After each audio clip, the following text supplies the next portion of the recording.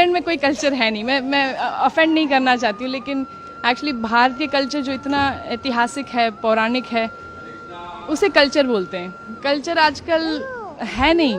India में भी बहुत तेज़ रफ्तार से गुम हो रहा है कल्चर। हम अभी भी है ऑब्वियसली यहाँ पर, लेकिन एक्चुअली इंग्लैंड में देखा जाए तो अब आजकल बस आधुनिकता में सब पड़े हैं, और उसमें देखा जाए तो माता पिता को रखना, फैमिली यूनिट होना, ये सब बाकी नहीं रहा। अब तो बहुत कम लोग इसमें मानते हैं, तो इसलिए हम वापस आते रहते हैं कि कल्चर थोड़ा महसूस हो भारत में। एक्चुअली आकर ऐसे लगता है कि एक्चुअली अभी भी है कल्चर। सो उसका कोई। आप इंग्लैंड में रहती हैं, ऐसा इस माटी में क्या है, ब्रज की माटी में, जो आपको बार बार खींच लाता है यहाँ पर? पता नहीं, आप बताइए क्या मैजिक है ठाकुर जी की, क्या मतलब अमेजिंग उनकी कृपा है, कुछ न कुछ तो है ही। लेकिन यहाँ पर जैसे हम अलाइव हैं, जान है। बाहर जाकर ये ब्रिज को छोड़कर ही तुरंत जो क्या कहते हैं, इतना हैवीनेस फील होता है।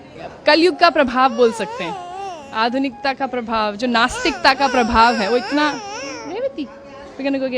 लॉलीपॉप लेटर उसका प्रभाव बहुत हैवी है। तो इसलिए ब्रज की माटी में ये जो आस्तिकता है, जो हम तपस्या कह सकते, ये उसी के लिए आते हैं कि हमें ठाकुर जी के दर्शन हो और यही संस्कार और सनातन धर्म का महसूस हो, क्योंकि बाहर तो है नहीं। हम लेके जाते हैं जितना हो सके उतना, और ट्राई कर रहे हैं कि जारी रखें हमारे परिवार में और बांटें। वहाँ पर भी हम थोड़ा प्रचार करने में कोशिश करते हैं कि दूसरे को इंकरेज करें कि इसे ना ठुकराएं। हमारा जो एंशिएंट कल्चर है, ये वैदिक कल्चर, उसका देयर इज नो कंपैरिजन, उसके लिए कोई क्या कहते हैं सब्स्टिट्यूट नहीं है। हम ये वेस्टर्न कल्चर को अगर फॉलो करते रहेंगे तो बस खाली हो जाएंगे, अंदर से खाली रहेगा।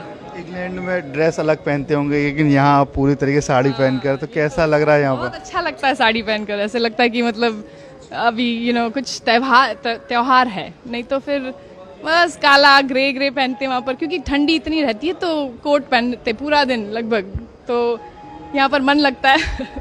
लेकिन वहाँ पर भी हम साड़ी पहनते हैं, और हमारा वैदिक कपड़े पहनते हैं, एक्चुअली साड़ी पहनते रहते हैं, और या स्कर्ट या ऐसे कुछ, जितना हो सके उतना। माथे पे आपने जो चंदन लगा रखा है, वहाँ भी लगाती हैं? ज़्यादातर लगाते रहते हैं, क्योंकि देखा जाए तो देखो, मुसलमान कभी ऐसे सोचता नहीं है कि मैं क्यों बुर्खा पहनूं, मैं क्यों ये टोपी पहनूं। सिर्फ हिंदू लोग मतलब डरते हैं, या मेरे को कई हिंदू खुद बोलते कि आप क्यों लगाती हो, बड़ा शो क्यों करती हो, क्या ज़रूरत है आपको शो करना, अपना आस्था को दिखाने की क्या ज़रूरत है। लेकिन मैं कहती हूँ कि एक्चुअली गर्व से हम दिखाते हैं। अगर कोई पुलिस ऑफिसर हो या कोई आर्मी वाला हो, तो गर्व से अपने सारे मेडल्स दिखाता है, क्यों, कि मैं आर्मी वाला हूँ। तो हम भगवान के हैं, ये उनका चिन्ह है, उनका मतलब हमने जो समर्पण किया है उनको, ये एक थोड़ा बस हम क्यों ना दिखाएं, गर्व से दिखाएंगे कि हम ठाकुर जी के हैं।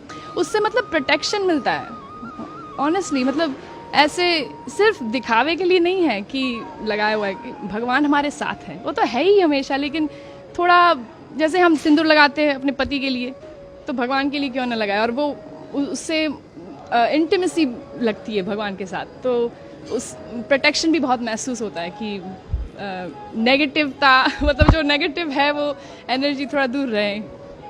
तो क्या करती हैं आप इंग्लैंड में, क्या काम करते हैं? मैं एक्चुअली पार्ट टाइम, मेरे चार बच्चे हैं, आज 2 है, 2 घर पे अभी, और तो पार्ट टाइम मैं संस्कृत पढ़ाती हूँ उन्हीं के स्कूल में। वहाँ पर एक कृष्णा अवंती करके लोकल स्कूल है इंग्लैंड में, और एक्चुअली सरकारी स्कूल है, सरकार पैसे देती है, लेकिन हिंदू फेथ स्कूल है, तो मोस्टली हिंदूज जाते हैं वहाँ पर। और संस्कृत, योगा, सब वेजिटेरियन खाना, 11 एकादशी का खाना होता है वहाँ पर, तो बच्चे लोग वहीं पढ़ते हैं, और मैं वहाँ पर संस्कृत पढ़ाती हूँ उनके प्राइमरी स्कूल में पार्ट टाइम। गीता भागवत भी आप पढ़ती होंगी? बिल्कुल बिल्कुल, जितना हो सके उतना। गीता पढ़ते हैं, Bhagavad Gita, Bhagavad Gita, you go to Bhagavad Gita classes every day? वहाँ पर जो इन लोग का ग्रुप किया हुआ है बच्चों का, और वो रोज़ भगवत गीता क्लासेस में जाता है। थोड़ा हिंदी कम समझता है तो मना कर रहा है। कोई आपको भजन या कोई याद है कुछ गा सके? भजन भजन तो आई मीन आज रामनवमी है तो Raghupati Raghav you want to sing with me Raman? Ramnavami है, श्री राम जी को याद करें। सॉरी हाँ, you want to sing with me? Raghupati Raghav Raja Ram, पतित पावन सीताराम। बोलो रघुपति राघव राजा राम, पतित पावन सीताराम। जय हो। जय हो, हरे कृष्णा। देखिए बात करें इंग्लैंड की, वहाँ बड़ी बड़ी बिल्डिंग है, यहाँ पर सिर्फ धार्मिकता है, तो कुछ अलग लगता है। तो बड़ी बड़ी इमारतें हैं विदेश में, लेकिन उसका क्या फ़ायदा अगर दिल छोटा हो, मन में शांति ना हो, अंदर सुख ना हो, हृदय में मतलब प्रेम ना हो।